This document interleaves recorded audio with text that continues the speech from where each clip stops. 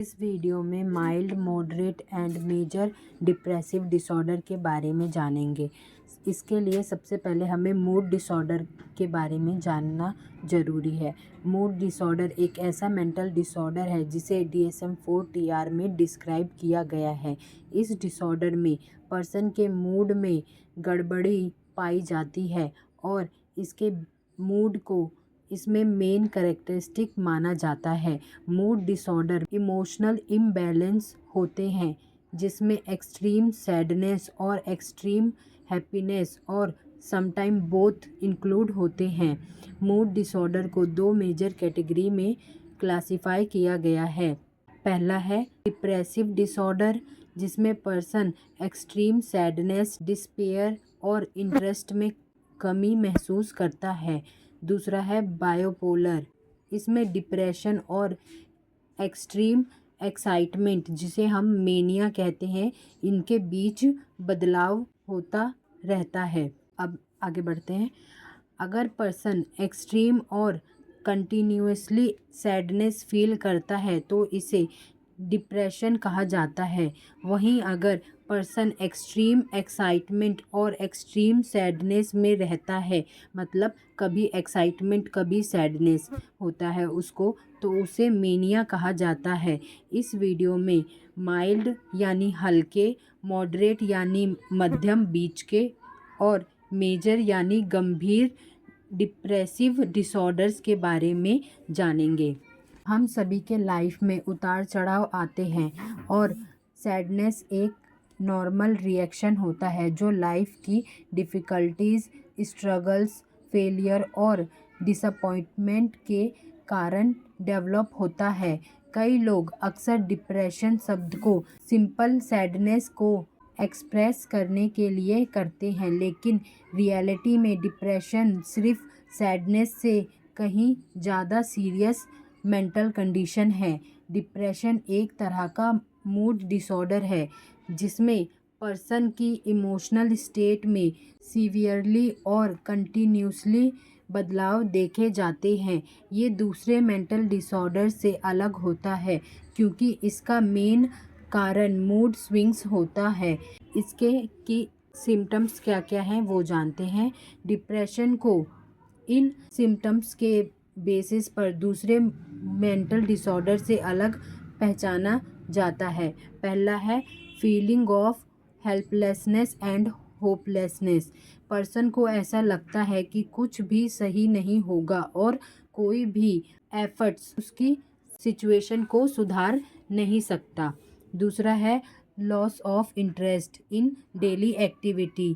Person को अपने hobbies, entertainment, social activity और इवन सेक्स रिलेशन में भी इंटरेस्ट नहीं रहता। वह जॉय और हैप्पीनेस की फीलिंग खो देता है। तीसरा है एप्टिटाइट और वेट चेंजिंग, यानी भूख और वज़न में बदलाव। पर्सन का वज़न अचानक से बढ़ सकता है या घट सकता है। ये प्रोसेस पूरा 1 महीने के अंदर होना चाहिए। 1 महीने में 5% से ज़्यादा वज़न में चेंजेस देखे जाना चाहिए। चौथा है स्लीप चेंजेस। पर्सन इंसोमिया या हाइपरसोमनिया का शिकार हो सकता है, यानी पर्सन ज़्यादा सो सकता है या कम सो सकता है, उसको बिल्कुल भी नींद नहीं आएगी।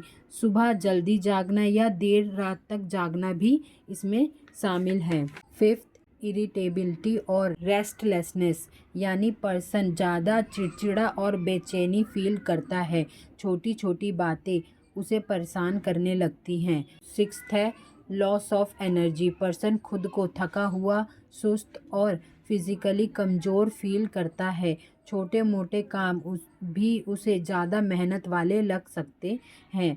सेवन्थ है सेल्फ लूटिंग, यानी खुद से नफ़रत करना। पर्सन खुद को बेकार और यूज़लेस फील करता है। वो अपनी गलतियों और कमज़ोरियों को लेकर दुखी रहता है और खुद को क्रिटिसाइज़ करता रहता है। एट्थ है कंसंट्रेशन प्रॉब्लम। पर्सन को अटेंशन बनाने में प्रॉब्लम होती है। डिसीज़न लेने और चीज़ों को याद करने में उसे प्रॉब्लम फेस करनी पड़ती है। अगला है अनएक्सप्लेनेड एक एंड पेन, यानी सिर दर्द, पीठ दर्द जैसी फिजिकल प्रॉब्लम्स जिनका कोई क्लियर रीज़न नहीं होता। अब इसके टाइप्स को जानते हैं। डिप्रेशन को 2 मेजर कैटेगरी में डिवाइड किया जा सकता है। पहला, ऐसा डिप्रेशन जो किसी नेगेटिव या ट्रॉमेटिक इवेंट से डेवलप हुआ हो। यह रिलेटिवली आसान होता है क्योंकि इसकी वजह क्लियर होती है। यह किसी लव वन की डेथ या एक्सीडेंट, डिवोर्स या कोई सीरियस सेटबैक के कारण हो सकता है। दूसरा है ऐसा डिप्रेशन जिसका कोई एपरेंट कॉज नहीं होता।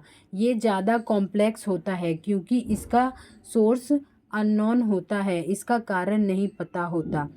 यह सबसे कॉमन टाइप का डिप्रेशन माना जाता है। मूड डिसऑर्डर के 2 मेन पैरामीटर्स के आधार पर इसको क्लासिफाई किया गया है कि हम मूड डिसऑर्डर को कैसे मेजर कर सकते हैं।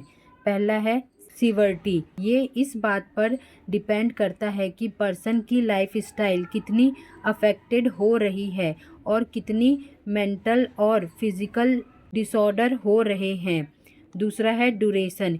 ये देखा जाता है कि डिसऑर्डर एक्यूट, क्रॉनिक या रुक कर होने वाला यानी इंटरमिटेंट है।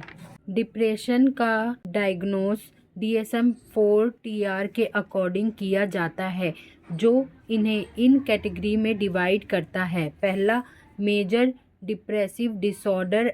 इसे आमतौर पर मेजर डिप्रेशन भी कहा जाता है। इसमें लंबे समय तक एक्सट्रीम सैडनेस और होपलेसनेस की फीलिंग बनी रहती है। पर्सन की जर्नल फंक्शनल एबिलिटी भी अफेक्ट होती है।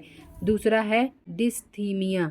ये मेजर डिप्रेशन से कम सीवियर लेकिन लॉन्ग टर्म होता है। पर्सन लगातार हल्के डिप्रेशन से सफ़र करता है जो उसके लाइफ को अफेक्ट करता है।